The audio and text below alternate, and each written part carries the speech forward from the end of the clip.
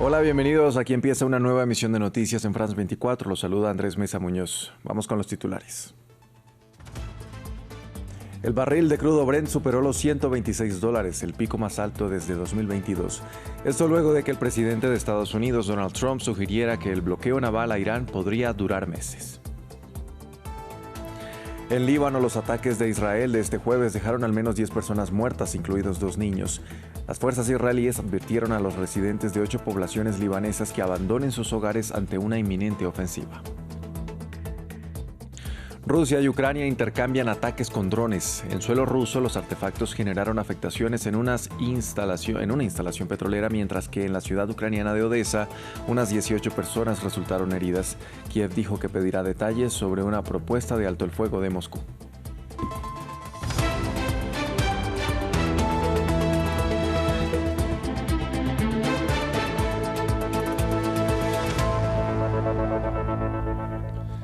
Tras varios días de calma, los precios del petróleo volvieron a dispararse después de que la Casa Blanca sugiriera un bloqueo prolongado del estrecho de Hormuz. En una última actualización hubo un incremento del 7% para el barril de Brent, el cual superó este miércoles los $126, la cifra más alta en 4 años. Ampliamos a continuación. Los mercados financieros en rojo y el precio del petróleo, que ya se encontraba en su nivel más alto desde 2022, sigue disparándose. Una subida vertiginosa que se produce tras la declaración de un alto cargo estadounidense. Según él, la Casa Blanca prevé mantener el bloqueo del estrecho de Hormuz durante meses si es necesario. Esta declaración fue corroborada por el propio Donald Trump, entrevistado por el medio Axios. El bloqueo es un poco más eficaz que los bombardeos. Se están asfixiando como un cerdo asado y la cosa va a empeorar para ellos. No pueden dotarse del arma nuclear. Los analistas están aún más preocupados porque Teherán no parece ceder. Contemplan un bloqueo duradero de este estrecho por el que pasaba el 20% de los hidrocarburos mundiales. Mientras no se vislumbra ninguna salida al conflicto, el secretario de Defensa estadounidense compareció por primera vez ante la Cámara de Representantes. Frente a él, diputados demócratas muy enfadados. Ha mentido a los estadounidenses sobre esta guerra desde el primer día. El presidente también. Esta guerra es un desastre político y económico a todos los niveles. Una referencia al coste de la guerra revelado anteriormente por el Pentágono arrojó $25.000 millones hasta la fecha, una suma gastada en gran parte en municiones. ¿Sabes cuánto le costará a los estadounidenses en términos de subida de los precios de la gasolina y los alimentos durante el próximo año? ¿Cuál es el coste de una bomba nuclear iraní? El mayor adversario al que nos enfrentamos en este momento son las palabras imprudentes, irresponsables y derrotistas de los demócratas del Congreso y de algunos republicanos. El principal temor de los estadounidenses es que la explosión del precio del petróleo provoque una espiral de subida de precios. A principio de mes, la inflación ya se había disparado un 3,3% en un año. El líder supremo de Irán, Mojtaba Khamenei, afirmó en un mensaje leído por la televisión estatal este jueves que un nuevo capítulo para el Golfo y el estrecho de Hormuz se ha estado configurando desde que estalló la guerra entre Irán, Estados Unidos e Israel el pasado 28 de febrero. Esto a propósito del Día Nacional del Golfo Pérsico, que celebra la expulsión de las fuerzas coloniales portuguesas de Hormuz en 1622. Khamenei agregó que Teherán garantizaría la seguridad de la región del Golfo y eliminaría lo que describió como los abusos del enemigo en la vía marítima. Estamos codestinados junto con nuestros vecinos en las aguas del Golfo Pérsico y el Mar de Omán, y los actores extranjeros que desde miles de kilómetros de distancia interfieren con codicia y sabotaje no tienen cabida allí, excepto en el fondo de sus aguas. El Irán Islámico, en agradecimiento por la bendición divina de ejercer autoridad sobre el estrecho de Hormuz, asegurará la región del Golfo Pérsico y eliminará el terreno fértil para la explotación por parte de enemigos hostiles. Videos y memes generados con inteligencia artificial al estilo Lego y con bandas sonoras de rap han acumulado millones de vistas en línea. La campaña anti-Trump y contra la guerra en Irán ha captado la atención internacional. Emplea imágenes y videos con una estética lúdica que se burla del presidente Donald Trump y del ejército estadounidense, aunque también difunden propaganda y teorías conspirativas. Su creador afirma que busca contar la verdad y sortear la supuesta censura en medios tradicionales mientras llega a un público joven y global. Es conocido como Persia Boy en las redes sociales. Mahdi Ahmad es uno de los jóvenes creadores de este tipo de contenido. El iraní estadounidense dice que su motivación es la ira causada tras los ataques de Estados Unidos e Israel contra Irán. After the terrorist attack Tras el ataque terrorista contra la escuela de Minab y el martirio de nuestro líder Ali Khamenei, estaba realmente consternado, enojado y triste. No podía quedarme de brazos cruzados sin hacer nada. Como padre iraní-estadounidense no dejaba de pensar, ¿qué les diré a mis hijos cuando crezcan y me pregunten, papá, babá, ¿qué hiciste cuando pasó todo esto? Quiero poder mirarlos a los ojos y darles una respuesta sincera. Los videos satíricos se inspiran en la cultura popular estadounidense, difuminando la línea entre el entretenimiento y la propaganda. Es una forma divertida y animada de hablar de temas reales. Yo mismo escribo las letras basándome en hechos reales. El más reciente es Todos los niños sangran igual. Ese salió directamente del corazón. Sus videos glorifican la resistencia del régimen iraní, mientras se burlan de la administración de Donald Trump, a la que pintan como una marioneta corrupta de Israel y Jeffrey Epstein, pero también contienen acusaciones especulativas. Pese a esto, Emma dice que lo motiva la verdad. Creo que tenemos unos 15 o 20 millones de visitas, y eso solo contando mis propios videos. Esto demuestra realmente lo ávido que está la gente por la verdad. Decir la verdad es un deber patriótico y religioso, y mientras continúe la guerra de información, yo continuaré. Soy un iraní estadounidense orgulloso. Amo a Irán, amo a los iraníes, amo a los estadounidenses, pero nunca tendré miedo de decir la verdad. Un mensaje pro-Irán que está llegando a una audiencia occidental más amplia y joven al hablar su idioma. Un intento de cambiar las narrativas incluso más allá de las fronteras. En medio de un supuesto alto el fuego, Líbano vive una ola de ataques israelíes contra varias ciudades del sur del país, dejando de momento 10 muertos, entre ellos 2 niños. Esto ocurre mientras Hezbollah continúa disparando contra el norte de Israel. Medios de ese país dijeron que un dron lanzado desde Líbano cayó en la zona de Shomera. Nos amplía nuestra corresponsal en Beirut, Tel Bonet.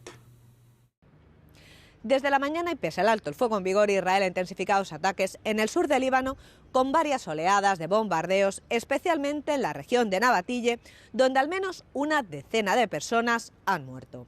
En la localidad de Haniyeh, en el sur del país, la situación sigue siendo crítica a estas horas. Una familia continúa atrapada bajo los escombros de su vivienda tras un ataque aéreo y los equipos de rescate no han podido acceder a la zona, que es un área cercana a la franja denominada la línea amarilla, que Israel busca establecer como zona de seguridad dentro del territorio libanés. Un niño ha sido rescatado herido, pero poco después un dron lanzó una bomba cerca de la ambulancia y los rescatistas los obligaron a retirarse.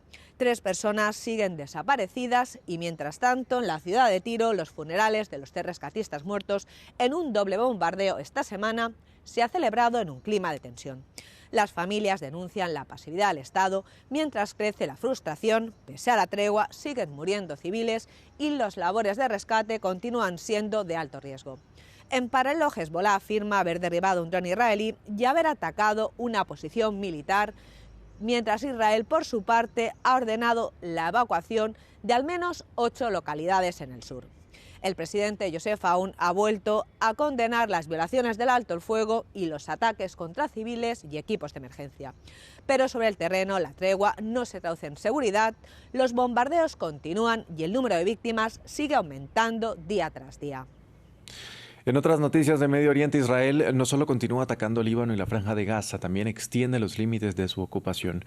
Nuevos mapas investigados por académicos palestinos indican que las tropas de Tel Aviv van más allá de la denominada línea amarilla, quitándole aún más territorio a los residentes del devastado enclave. Ampliamos a continuación. Israel esboza sus planes para Gaza por medio de los mapas. Desde el acuerdo de alto el fuego de octubre, las tropas israelíes han ocupado la parte exterior de la Franja de Gaza, que se muestra aquí en amarillo. Pero este mapa también muestra una expansión en la zona militar, cuyo límite está representado por la línea de puntos roja. Las nuevas demarcaciones aumentan la zona restringida en un 11%, poniendo bajo control israelí casi 2/3 del territorio de la Franja de Gaza. Aproximadamente el 64% de Gaza está ahora excluido y totalmente bajo ocupación israelí directa. Quieren meter a tantos palestinos como sea posible en la zona más pequeña para expulsarlos, debido a la falta de viabilidad o sostenibilidad en lo que queda de Gaza.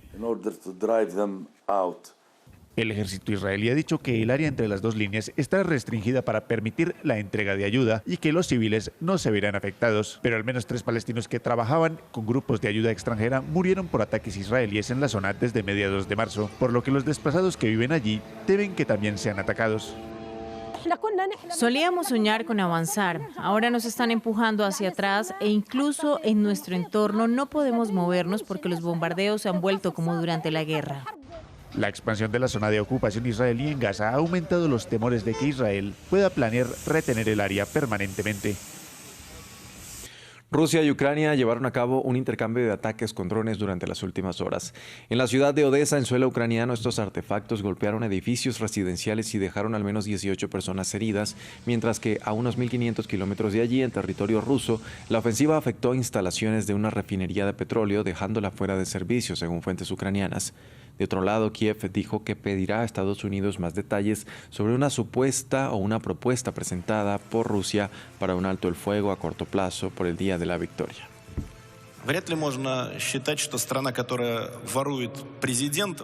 No es justo suponer que un país que roba presidentes y provoca conflictos como este pueda actuar como mediador eficaz en todas las situaciones. Detuve 9 o 10 guerras, todos sabemos lo que eso significa, palabras de un famoso político actual.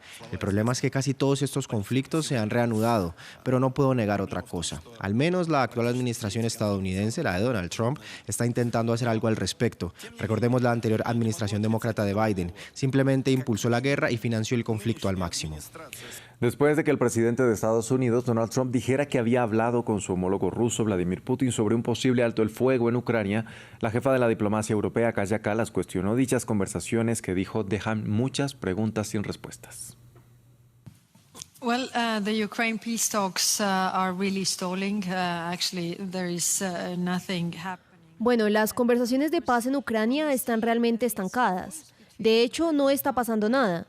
Por supuesto, cuando vemos estas llamadas entre el presidente estadounidense Donald Trump y el presidente ruso Vladimir Putin, y luego siempre, ya saben, hay muchas preguntas sin respuesta, considerando que Rusia está elogiando abiertamente la heroica batalla que Irán está librando contra Estados Unidos. ¿Significa esto que también hay más presión sobre Rusia porque están ayudando a Irán a librar la guerra contra ellos? Mientras tanto, en Mali, la Junta Militar presidió el funeral de su ministro de Defensa, que murió el pasado fin de semana en los ataques perpetrados por grupos yihadistas y separatistas, y quien era visto como el artífice de la alianza con Rusia, con la que el país africano intenta combatir el extremismo. Precisamente Moscú dijo hoy que sus fuerzas van a permanecer en territorio maliense para combatir a los insurgentes. En tanto, el portavoz del Frente Liberación de Azawad, que lidera la insurgencia contra el gobierno junto a la JNI, aliado de Al-Qaeda, dijo que la capital Bamako caerá tarde o temprano. El régimen caerá tarde o temprano. Caerá, no tienen forma de mantenerse en el poder. Por lo tanto, no tienen solución ni en Bamako ni en el resto del país. Ante la ofensiva del Frente de Liberación de Azawad para recuperar el territorio por un lado y la ofensiva de los demás en Bamako y otras ciudades, no podrán resistir y no tienen solución. Y cerramos en Londres con la aparición de una nueva estatua que lleva el nombre del artista callejero Banksy. La obra representa a un hombre con el rostro cubierto sosteniendo una bandera que le tapa la cara mientras camina. Sin embargo, el artista británico aún no ha reivindicado su autoría. Hasta aquí este informativo. Gracias por acompañarnos.